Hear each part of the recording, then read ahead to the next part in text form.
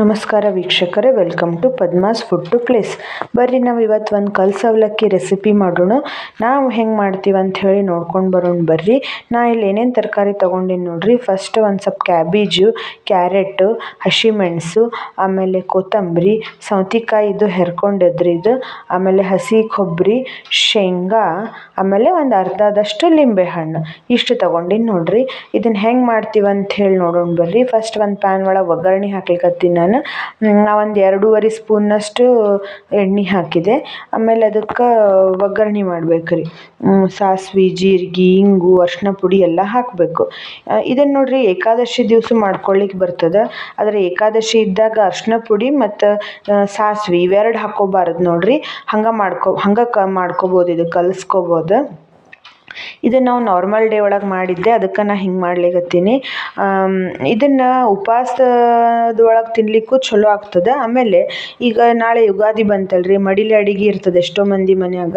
ಆ ಮಡಿಲೆ ಅಡಿಗೆ ಇದ್ದ ಟೈಮ್ನಾಗ ಹಿಂಗೆ ಅವಲಕ್ಕಿ ಕಲ್ಸ್ಕೊಂಡ್ಬಿಟ್ರೆ ಚಲೋ ಅನ್ನಿಸ್ತದೆ ನೋಡ್ರಿ. ಇದು ಒಣ ಅವಲಕ್ಕಿ ತಿನ್ನೋಕ್ಕಿಂತ ಹಿಂಗೆ ಕಲಸಿದ ಅವಲಕ್ಕಿ ತಿಂದ್ರೆ ಹೊಟ್ಟಿಗೂ ಏನೂ ಬಾಧಿಸಂಗಿಲ್ಲ. ಇದನ್ನು ಎಲ್ಲ ಒಗ್ಗರಣೆ ಹಾಕಿದ್ದೆ. ಈಗ ನಾವು ಏನೇನು ತರಕಾರಿ ಹೆಚ್ಚಿಟ್ಕೊಂಡಿರ್ತೀವಲ್ರಿ ಆ ಎಲ್ಲ ತರಕಾರಿ ಇದಕ್ಕೆ ಹಾಕಬೇಕು.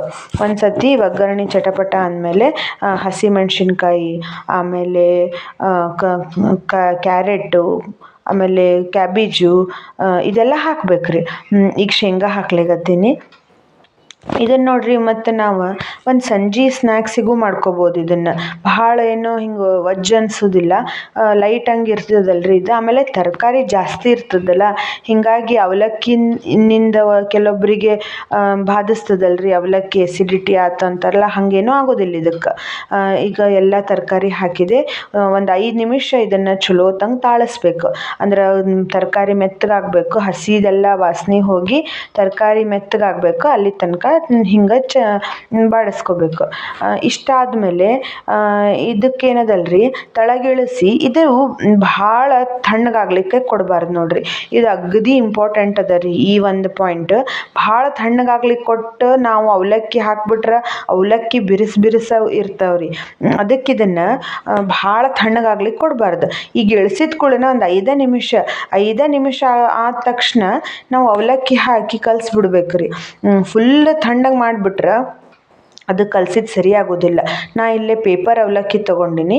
ನಿಮ್ಮ ಒಗ್ಗರಣೆ ಎಷ್ಟದ ನೋಡ್ಕೊಂಡು ಪ್ರಮಾಣ ನೀವು ಅವಲಕ್ಕಿ ಹಾಕ್ಕೋಬೇಕು. ನಿಮ್ಮ ಭಾಳ ಒಣನೂ ಆಗಬಾರ್ದ್ರಿ ಇದು ಅವಲಕ್ಕಿ ಹಾಕಿ ನಾವು ಕಲಿಸಿದಾಗ. ಅದಕ್ಕೆ ಒಗ್ಗರಣೆ ನೋಡಿಕೊಂಡು ಅವಲಕ್ಕಿ ಪ್ರಮಾಣ ಹಾಕಬೇಕು. ಇಷ್ಟು ಅವಲಕ್ಕಿ ಹಾಕ್ಕೊಂಡೆ. ಆಮೇಲೆ ಮ್ಯಾಲೆ ಉಪ್ಪು ಹಾಕ್ಕೊಂಡೆ ರೀ. ಇದಕ್ಕೆ ಒಗ್ಗರಣೆ ಒಳಗೆ ಹಾಕ್ಕೊಂಡ್ರೂ ನಡೀತದೆ, ಮ್ಯಾಲೆ ಹಾಕ್ಕೊಂಡ್ರೂ ನಡೀತದೆ. ಉಪ್ಪು ಹಾಕ್ಕೊಂಡೆ. ಆಮೇಲೆ ಅದೇನು ಲಿಂಬೆಹಣ್ಣು ಇಟ್ಟಿರ್ತೀವಲ್ರಿ ರಸ ಮಾಡಿ, ಆ ಲಿಂಬೆಹಣ್ಣು ರಸ ಹಾಕ್ಕೋಬೇಕು. ಇದು ಬೆಲ್ಲ ಹಾಕ್ಕೊಂಡೆ. ಆಮೇಲೆ ಹಸಿ ಕೊಬ್ಬರಿ ಇರ್ತದಲ್ರಿ, ಆ ಹಸಿ ಕೊಬ್ಬರಿನೂ ಹಾಕ್ಕೋಬೇಕು. ಇದು ಲಿಂಬೆಹಣ್ಣು ರಸ ಹಾಕ್ಕೊಂಡೆ ನೋಡ್ರಿ. ಆಮೇಲೆ ಇದಿಷ್ಟು ಒಂದು ಸತಿ ಕಲಿಸಿ ಲಾಸ್ಟಿಗೆ ಹಸಿ ಕೊಬ್ಬರಿ ಹಾಕ್ಕೋಬೇಕು. ಚಲೋ ತಂಗೆ ಕಲಿಸ್ಬೇಕ್ರಿ ಇದನ್ನು. ನಾ ಅದ ಹೇಳಿದ್ನಲ್ರಿ, ಇನ್ನೊಮ್ಮೆ ಹೇಳಿಕತ್ತೀನಿ, ಫುಲ್ ತಣ್ಣಗಾದ್ಮೇಲೆ ಮಾಡಬೇಡ್ರಿ. ಫುಲ್ ತಣ್ಣಗಾದ್ಮೇಲೆ ಕಲಿಸಿದ್ರೆ ಅವಲಕ್ಕಿ ಇನ್ನೂ ಹಂಗೆ ಬಿರುಸ ಉಳಿತಾವೆ. ನೀವು ಹಿಂಗೆ ಮಾಡಿ ಕಲಿಸಿದಾಗ ಅವಲಕ್ಕಿ ಅದೆಲ್ಲ ಮೆತ್ತಗಾಗ್ತಾವ್ರಿ. ತಿನ್ನಲಿಕ್ಕೆ ಕೆಲವೊಬ್ಬರಿಗೆ ವಯಸ್ಸಾದವ್ರಿಗೆ, ಹಲ್ಲಿನ ಪ್ರಾಬ್ಲಮ್ ಇದ್ದವರಿಗೆ ಈ ಅವಲಕ್ಕಿ ಚಲೋ ಅನ್ನಿಸ್ತಾವೆ ನೋಡ್ರಿ. ಈಗ ಇದು ಆರಿದ್ಮೇಲೆ ನಾವು ಬೇಕಂದ್ರೆ ಮೊಸರು ಹಾಕ್ಕೊಂಡು ತಿನ್ಬೋದು ಇದಕ್ಕೆ. ಅದಕ್ಕೆ ಹಿಂಗೆ ಸ್ವಲ್ಪ ಬಿಸಿ ಇದ್ದಾಗ ಹಿಂಗೆ ಕಲಿಸ್ಕೋಬೇಕು.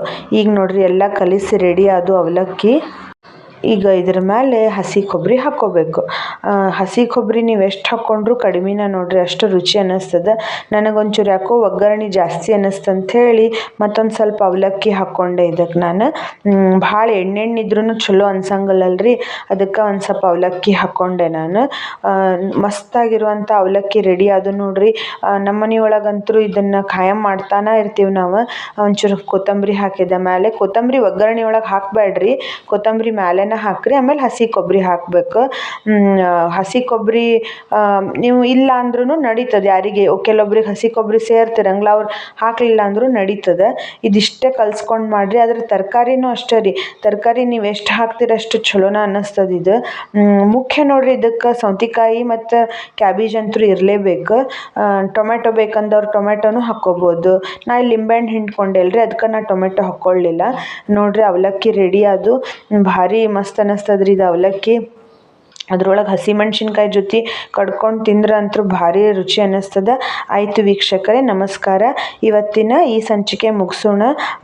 ಮತ್ತು ನೆಕ್ಸ್ಟ್ ಒಂದು ಯಾವ್ದಾರ ಅಡುಗೆಯೊಂದಿಗೆ ಸಿಗೋಣ. ಯಾರು ನಮ್ಮ ಚಾನಲ್ ಫಸ್ಟ್ ಟೈಮ್ ನಮ್ಮ ಚಾನಲ್ ನೋಡ್ಲಿಕತ್ತೀರಿ, ಸಬ್ಸ್ಕ್ರೈಬ್ ಮಾಡ್ಕೊಳ್ರಿ, ಲೈಕ್ ಮಾಡಿರಿ ಮತ್ತು ಶೇರ್ ಮಾಡಿರಿ. ನಮಸ್ಕಾರ ವೀಕ್ಷಕರೇ.